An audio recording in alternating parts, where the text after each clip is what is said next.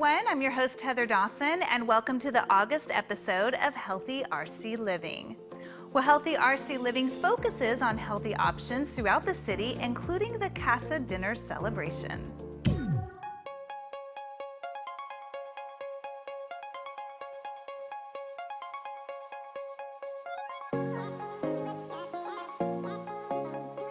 Today we're celebrating the Casa cooking class and their accomplishments for completing a full year of learning recipes, learning nutrition education, and really building the capacity and skills to take home and share with their families.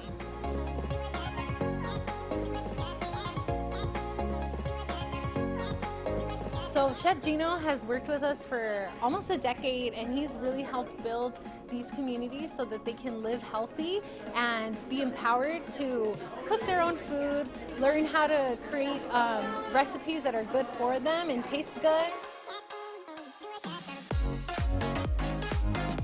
We started 9 years ago with a very basic class and introduction from, removing all the junk food and introducing healthier choices into the daily meals of the students. Just a great opportunity to have the kids go right after school.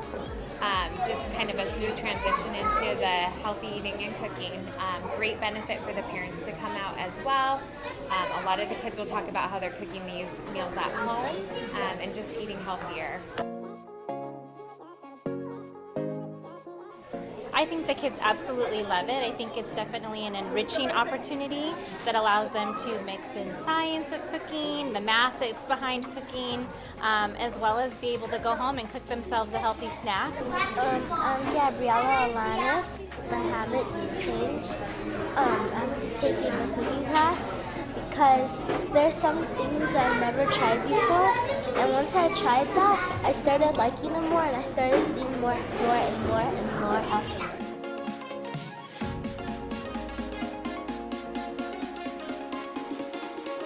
Met Chef Gino, and I came back to my friend Annette, and I said, "Oh, this guy is amazing." And she says, "Well, he teaches a class every Monday night." I said, "Well, do I have to have a kid here? My kids are all raised." And I said, No, just come on in. So I've been hooked ever since. We're mostly plant-based, 90% plant-based, and now I know how to cook better plant-based, a little bit healthier. And Chef Gino exposes us to a lot of different things I never would have seen before. And I'm a much better cook.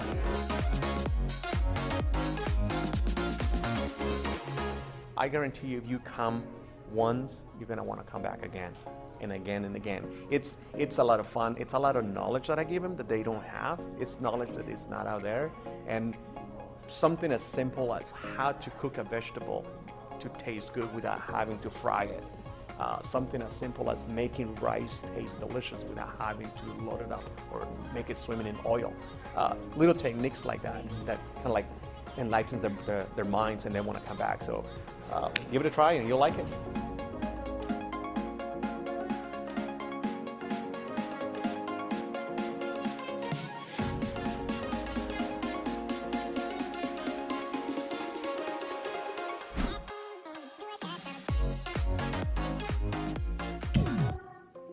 Videographer Michael Serrano takes us to the Healthy Equity Summit.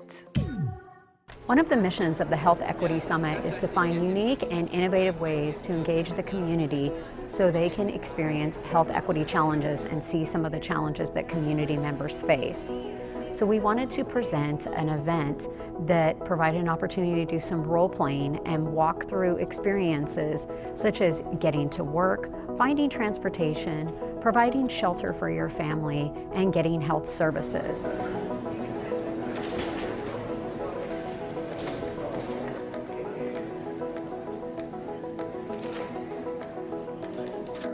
If you've never experienced health equity challenges, you may not be familiar with some of the intricacies that can be presented and some of the choices that you're having to weigh as you walk through your day-to-day lives. So we were very excited to partner with a local nonprofit to host a Health Equity Summit and provide an opportunity for all community members to walk through this experience.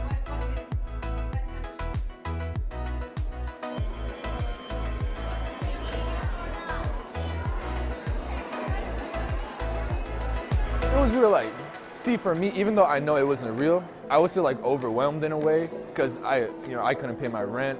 I didn't buy food or anything. I couldn't pay for utility or anything. So really, it was really eye-opening because to see that people really do live like this and people get robbed. People can't pay rent. It was just eye-opening. It was very empowering, and folks really walked away with a very memorable experience. When you are used to having resources, you take it for granted that if something unexpected comes up, you can either fix it or someone can help you, although that is not always the case. So dispelling some of these stereotypes really help our community be able to make improvements and be able to see how they can make a positive difference that will be inclusive to all persons in Rancho Cucamonga.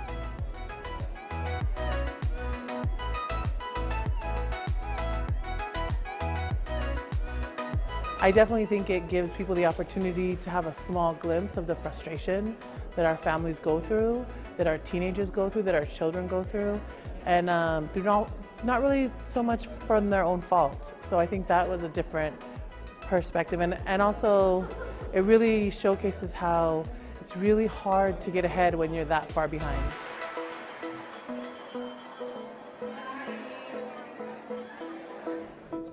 You know, it was somewhat of a culture shock just because I hear about these every day, but just to actually experience it, given the limited amount of money, the limited amount of resources, it was very realistic. And these people are our neighbors, they're our family members, they're our friends. So to be in their shoes during this simulation was very humbling. This event is parallel to the city's efforts in developing a community engagement policy with a health equity framework. The policy will formalize the city's plan to practice equitable and inclusive community engagement to advance health equity within our city. So the work that we do it because we understand that there are increasing inequities within our community and that disparities do exist between neighborhood to neighborhood and population to population. And because of this, we are less and less able to understand each other. I actually live this life that we just simulated here. I did the struggling with the food stamp, the eviction, the homelessness. I lived it. But now actually here playing it again, it was stressful. It was really stressful, and it really made me see how far I've come. And I'm hoping I'll be able to help others. This event enabled participants to gain true insight on some of these disparities and explore what equity means in our community and how we can work together to make a difference and improve quality of life for all.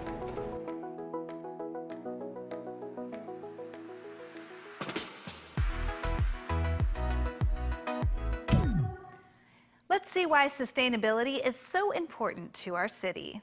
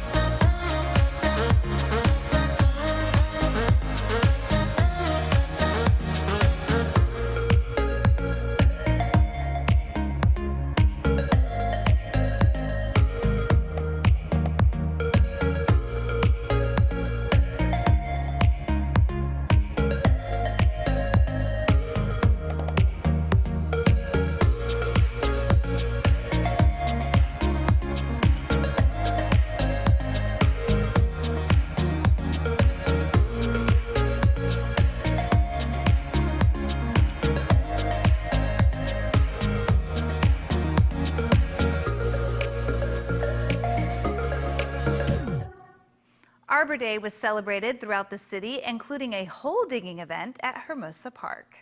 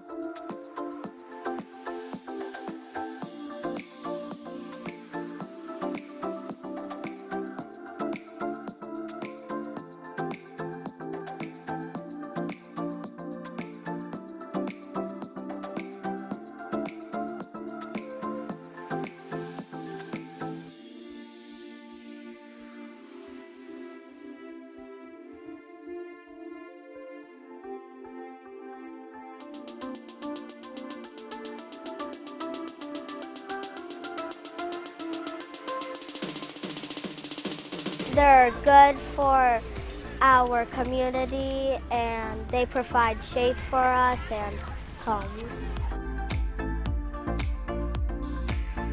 Can you tell me what kind of things trees provide for us? Oxygen, jobs, shelter, paper, help with floods, and shelters.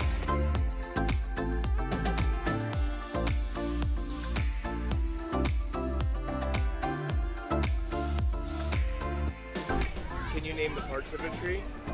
You have a crown, bark, roots, leaves, and branches, and stem.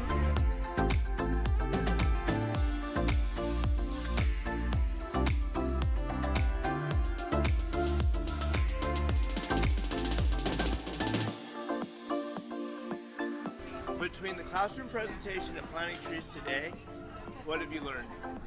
I've learned that that trees help everybody. Trees provide oxygen, and without any trees, there's no more oxygen.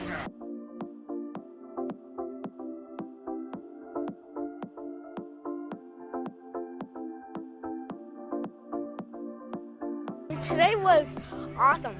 Thank you, Edgar. Good job, buddy.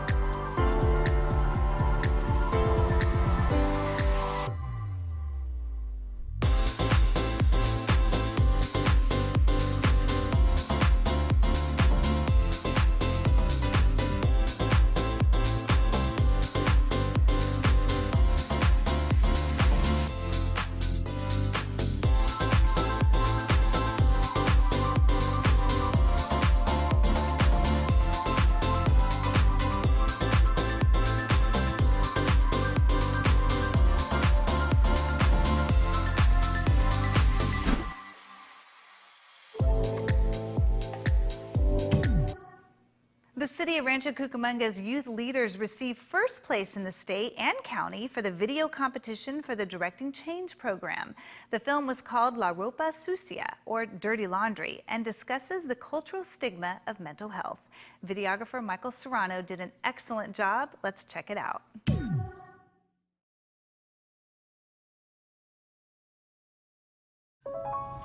No quiero ir a la escuela hoy. Tengo miedo que me va a dar un ataque de pánico. Necesito ayuda. Pero Natalie, tú sabes que estas cosas son un poco privadas. La ropa sucia hay que lavar en casa. Natalie, ¿puedes compartir la respuesta? Todo el mundo me está mirando. ¿Por qué me escogieron para responder? Siento que me voy a vomitar. No puedo sentir mis dedos. Quiero salir de aquí.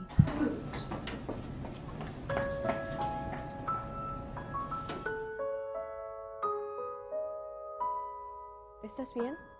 No, no estoy bien. Hay gente que no juzga. Hay esperanza.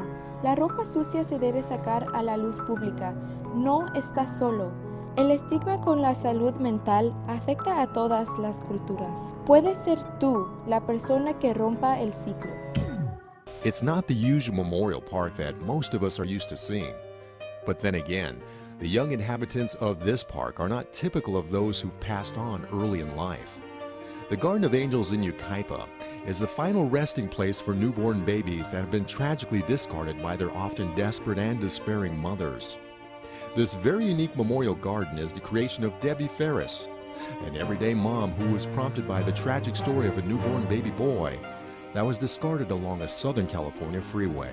Well, I was in my kitchen one evening making dinner for my 3 children, and a story came on the television news about a newborn baby boy being found in a duffel bag, and he had been thrown alongside the freeway in Los Angeles.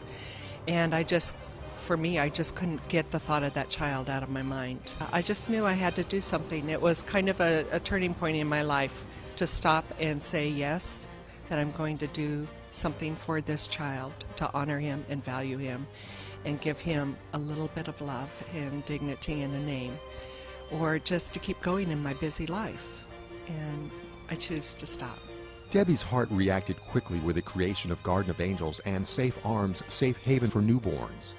Since that time, she has helped spearhead what's known as the Safe Haven Law to prevent newborns from being casually discarded. In 2001, we really pushed hard for a law, the state law, that allows for a desperate mother to be able to take her newborn baby to a hospital or a fire station instead of taking her baby to a trash can and throwing it away because she's scared and desperate, and she's kept her pregnancy a secret, and she just wants to get rid of her secret. We created that law so that she has a safe place. It's safe, it's legal, and it's confidential to be able to take your baby there. More than 300 babies have been safely given over since the inception of this law. And young Madison Doherty, or Maddie as she's more affectionately known, is a shining example of how this law has prevented young lives from being carelessly discarded. And no one is more grateful than Maddie's adoptive mom. Ever since we got her 7 years ago, she's just been just wonderful. She's completed our family. So we just have enjoyed having her in our life and making her part of our family, and just watching her grow and develop into the little girl that she is now. So, and just the Garden of Angels and the Safe Surrender Law has given her that opportunity, or else she, who knows where she could have been. Captain Jay Davenport from the Rancho Cucamonga Fire Department was part of the responding team that safely received Maddie from her young mother 7 years ago. It's always good to see her. It's not the first time I've seen her.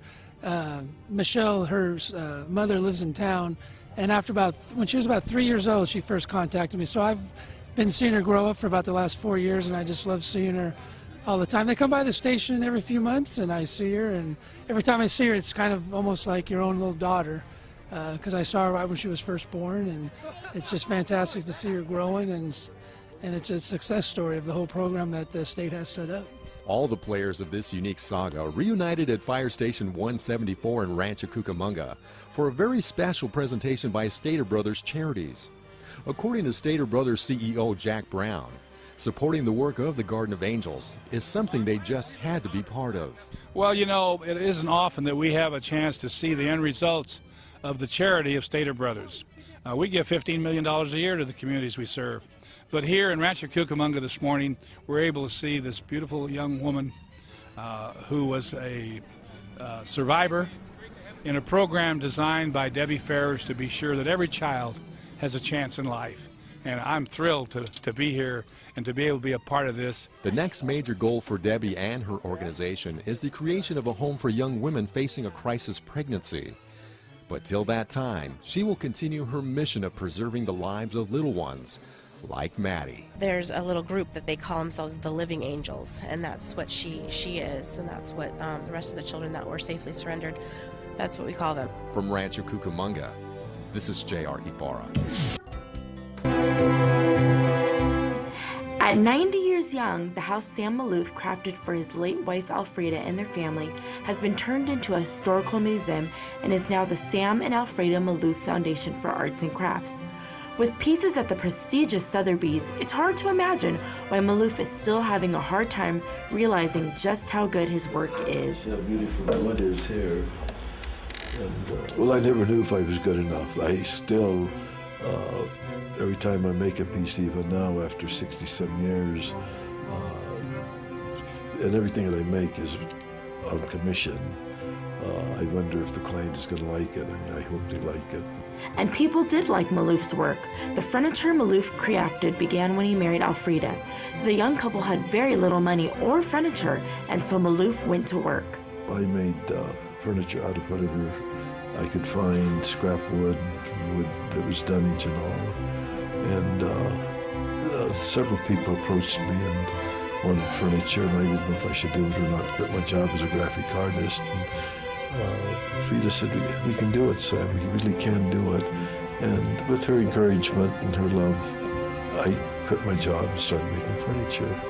Maloof's work was so impressive, it drew the interest and created friendships with people from young married couples to presidents, all wanting a piece of furniture from Maloof, everything from rocking chairs to tables. Even Maloof says President Reagan may have described his work the best.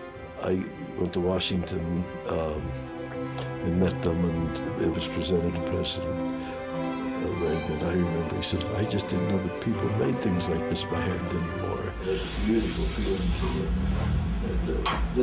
In 2000, when the 210 freeway extension was added, it forced relocation of the historical house, and so Maloof's house was moved to a new location, piece by piece, and preserved as a museum. The city also built a new house for Maloof, which is located on the same property, but Maloof, being the woodworker he is, has made some adjustments. I added a big bedroom to it, and I tore out bathrooms and put in fixtures that I like, that type of thing. And now I'm in the process of tearing out the kitchen. Maloof's love of wood and design is what makes the Maloof Museum so incredible. It is all of Maloof's heart and soul. To enter the museum is to enter in another era. This is why people travel all over to see the museum and will continue to. As for Maloof, well, he's still working hard. You can feel this, just like with silk. It just, oh, I'm still working. I'll work until the good Lord tells me I can't. I enjoy it though. It isn't work. It's just a lot of fun. And this wood's probably the most difficult wood that I have to work in. I'm Courtney Stubblefield. When it comes to show-stopping performances that can entertain kids of all ages, the Lewis Family Playhouse in Rancho Cucamonga is the one-stop shop for both professional and community-based theater. And with the 2014-2015 season fast upon us, Rancho residents are in for a guaranteed treat, with everything from a modern rendition of The Three Little Pigs with a professional Main Street theater company to a full-out Sound of Music sing-along with Broadway at the Gardens Community Theater. We have Main Street, and we have a lot of comedy acts and a lot of musical acts and a lot of dance acts along the way. So there's really, I know it sounds a little, wacky, but there really is always something for everybody who likes to see, depending on what your tastes are. Always something to see at the Lewis Family Playhouse.